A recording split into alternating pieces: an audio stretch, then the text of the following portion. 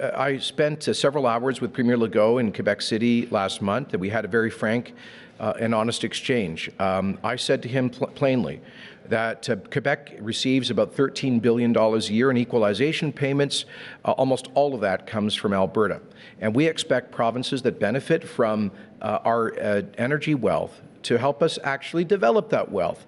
If you're going to benefit from the resources that pay the bills in the Federation, then help us develop those resources and get a fair price for them. At the Western Premiers Conference I hosted in Edmonton 2 weeks ago, I was very pleased that Premier Horgan of British Columbia agreed to strong language about economic corridors, including for the ability to build pipelines and move energy. So I think there's a growing consensus across the country, and I know Premier Legault would like a greater capacity to export his hydroelectricity, and he's interested in bringing gas pipelines into Quebec.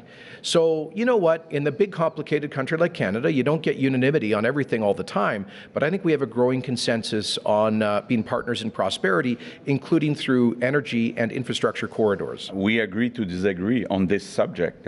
We agreed on many other subjects, and like I said this morning, I'm open and I support the project of a gas pipeline.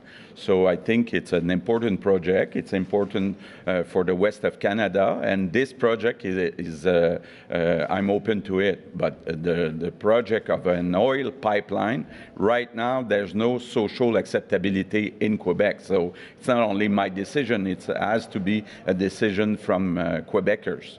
It's no secret, our stance, and we're in disagreement with respect to a project like an economic corridor, moving resources, oil essentially from east to west.